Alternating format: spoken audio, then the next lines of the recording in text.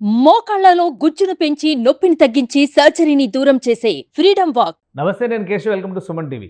ఆంధ్రప్రదేశ్లో ఎన్నికల ఫలితాలపైన సర్వత్రా ఉత్కంఠ. ఇక మరికొద్ది గంటల్లోనే ఈ ఉత్కంఠకు తెరపడేటువంటి అవకాశం ఉంది. ఎగ్జిట్ పోల్ విషయంలో చాలా సంస్థలు చాలా రకాల డేటా వెలువరించాయి. అయితే వీటిలో లోకల్గా ఆంధ్రప్రదేశ్కి చెంది లేదా తెలుగు రాష్ట్రాలకు చెంది చేసినటువంటి సంస్థల్లో ఆసక్తికరమైనటువంటి చర్చ నడుస్తుంది రైజ్ సర్వే చుట్టూ.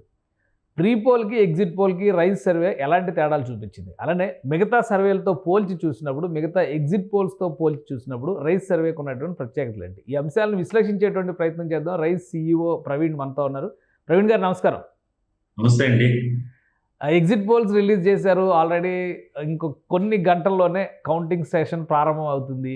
సో ఒక ఉత్కంఠకైతే అక్కడ తెరపడేటువంటి అవకాశం ఉంది. ఎగ్జిట్ పోల్స్ చుట్టూ ఒక అనలైజేషన్ జరుగుతుంది. ఎవరు యాక్యురేట్గా ఇచ్చారు, ఎవరిది కరెక్ట్ అవ్వచ్చు అనేటువంటి వాటిలో ఓ టాప్ 3 రేషియోలో చూస్తే కనుక మీ సర్వే కూడా కనిపిస్తుంది.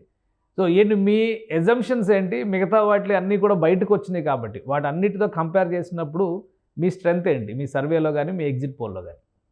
అంటే మనం ఏదైతే ప్రీ పోల్ సర్వేలో 108 to 120 ఇచ్చాం యాక్చువల్. ఇప్పుడు పోస్ట్ పోల్లో కూడా 1132 to 122 ఇచ్చాం. సో పెద్ద తేడా ఏం లేదు.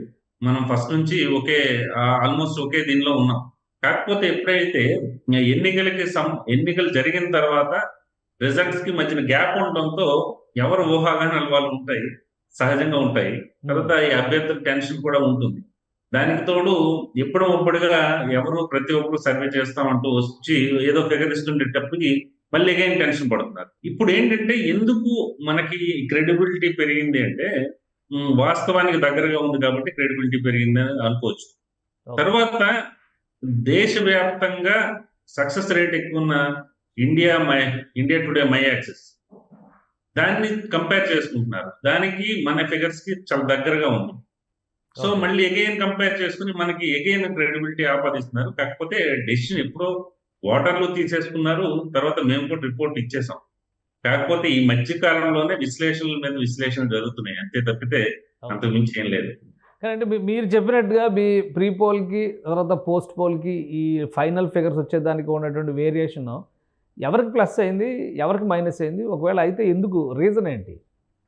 అంటే నేను ఫస్ట్ నుంచి చెప్తున్నాను, ఇది సహజంగా ఏమనుకున్నారంటే అసలు వార్ దీని మీద జరిగింది, అసలు అల్టిమేట్ గా ఇది అసలు మనం డెసిషన్ మనం చెప్పలేము, అంచనాలకు అందదు అన్నారు. తర్వాత కొంచెం ఒక 5 ఇటు అటులో ఉంటాయి ఇద్దరు ఫిగర్స్ కూడా, వైసీపీ కానీ అటు అలయన్స్ ఫిగర్స్ కూడాను ఒక 5-10 ఇటు అటులో ఉంటాయి అన్నారు. కానీ నేను ఫస్ట్ నుంచి చెప్తున్నాను, ఇది క్లియర్ మ్యాండేట్. ఓకే, అలయన్స్ కే ఛాన్స్ ఉంది అనేది ఫిగర్స్ అయితే మనం అప్పుడు చెప్పలేదు, కానీ అలయన్స్ కి క్లియర్ మ్యాండేట్ అనేది మనం చెప్పాం. పోలింగ్ సరళి తర్వాత కూడా మనం కలిసాం. పోలింగ్ సరళి తర్వాత మనం కూడా అనాలిసిస్ చేసుకున్న తర్వాత ఇది కూటమికి ఎంతో కొంత, మా ఫిగర్స్ కంటే కూడా ఎంతో కొంత పెరిగే అవకాశం ఉంటుంది, కానీ తగ్గే అవకాశం ఎట్టి పరిస్థితిలో ఉండదు. ఓకే. అయితే ఒకటి, ఇప్పుడు మీరు ఒక పోలిక చెప్పారు ఇండియా టుడే సర్వే, అలానే యాక్యురసీ విషయంలో ఇండియా టుడే కూడా క్రెడిబుల్ అనేటువంటి అభిప్రాయం ఎక్కువ మందిలో ఉంది, ఎక్కువ సక్సెస్ రేట్ కూడా ఉంది.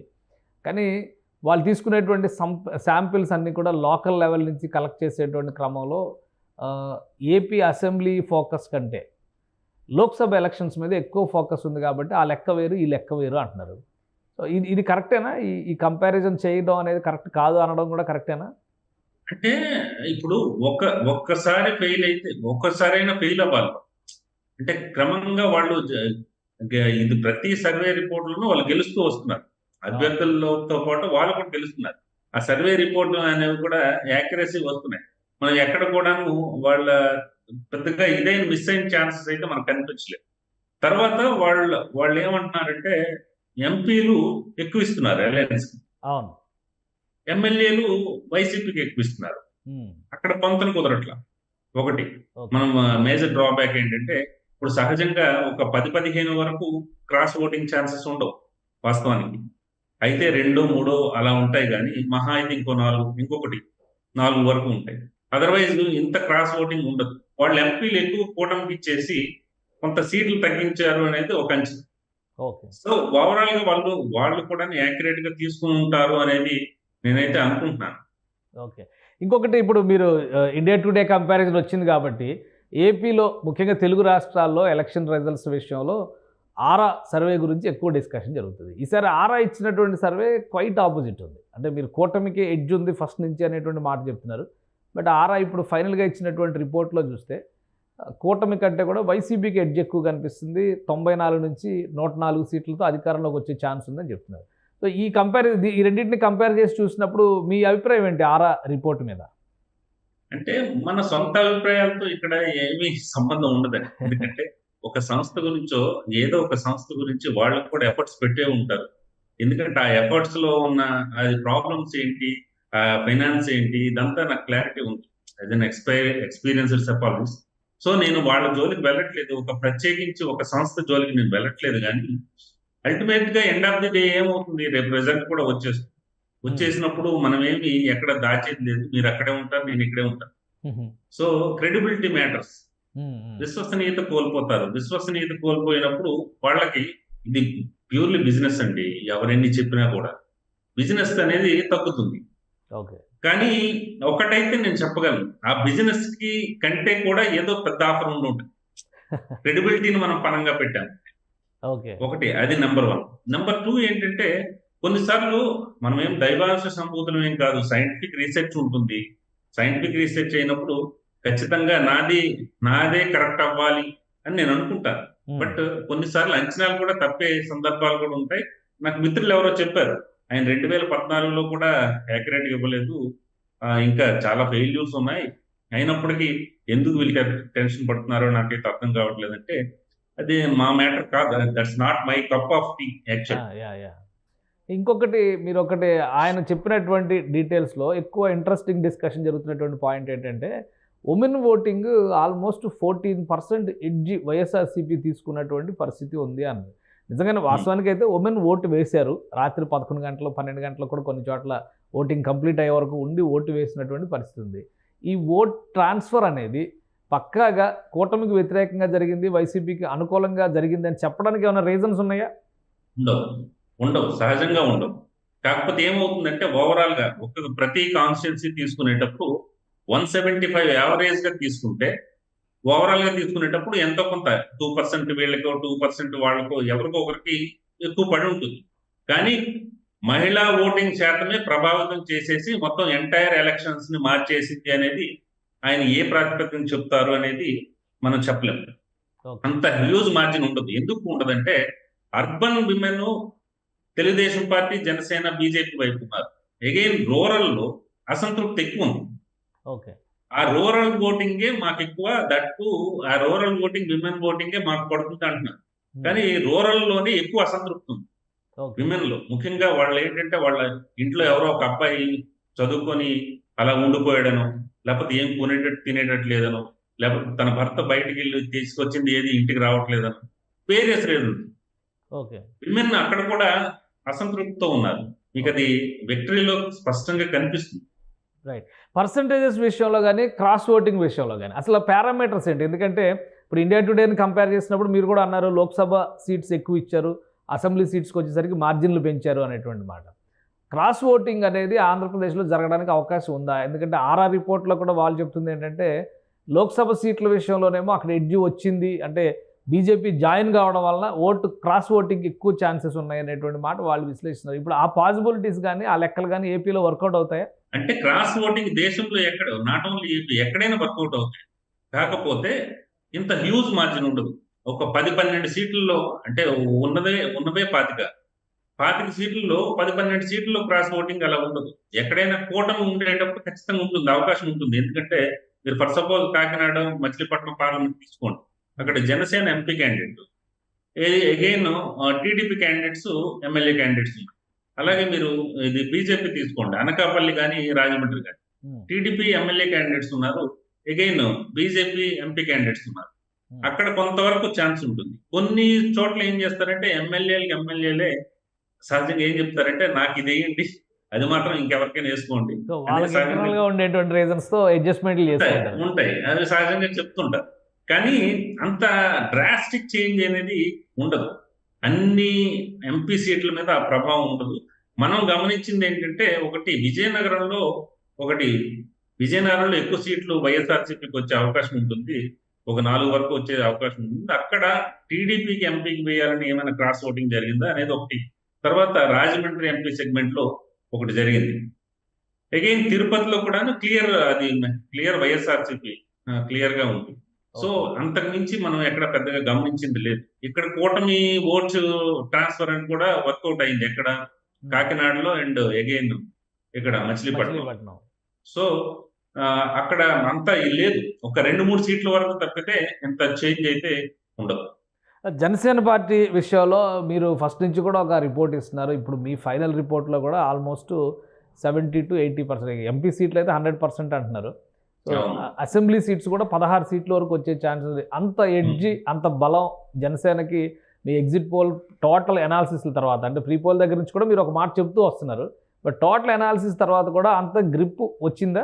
లెక్క అలానే సరిపోతుందా దానికి తగ్గట్టుగా? అంటే ఇండివిజువల్ గా పోటీ చేస్తుంటే నేను ఈ ఫిగర్ చెప్పుండేవాడు. అది వాస్తవానికి ఏంటంటే కూటమి బలం అనండి.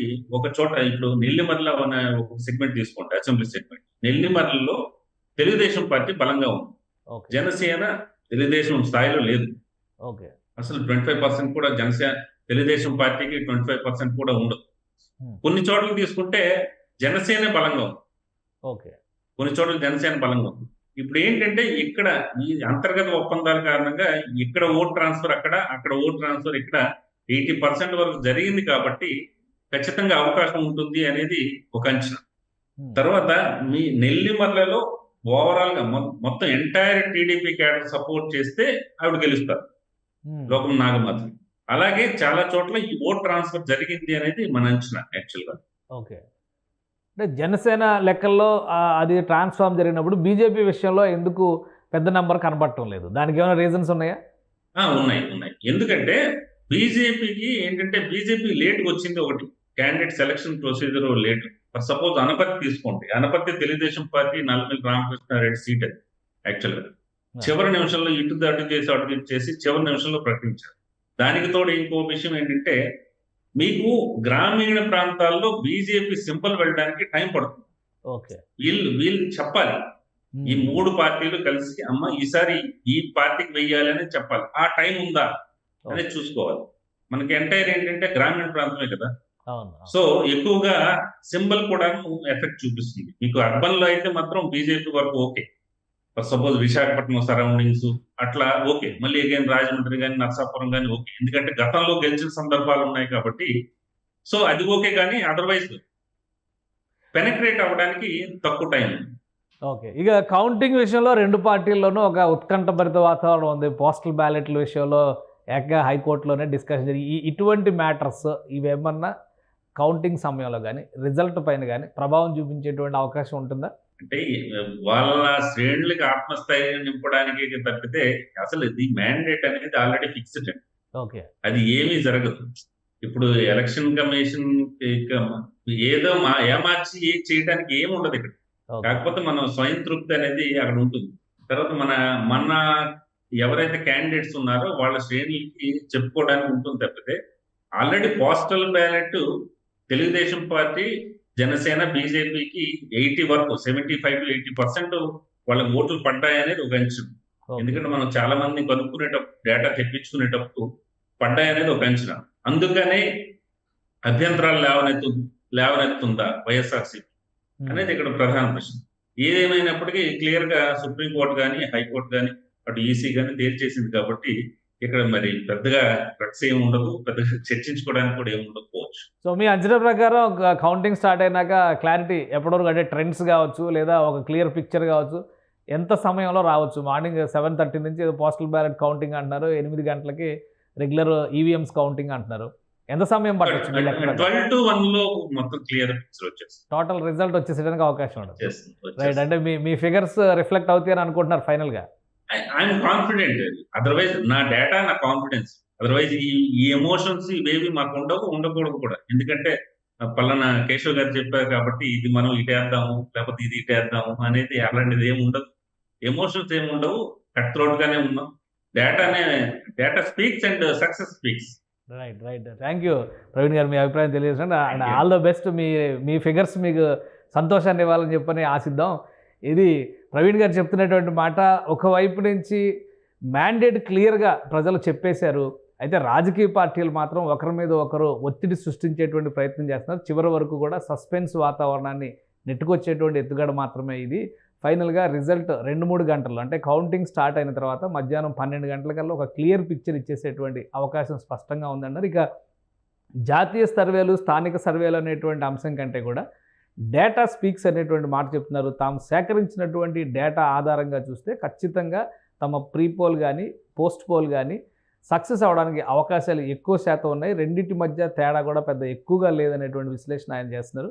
ఇక జూన్ 4వ తేదీన కంప్లీట్ రిజల్ట్స్ చూసేటప్పుడు ఎవరి అంచనాలు ఎంతవరకు సక్సెస్ అవుతాయో అప్పుడు అంచనా వేద్దాం. ఇది special discussion. Keep watching. Suman టీవీలో మీ పర్సనల్ అండ్ బిజినెస్ ప్రమోషన్స్ కోసం కింది నెంబర్కి కాంటాక్ట్ చేయండి.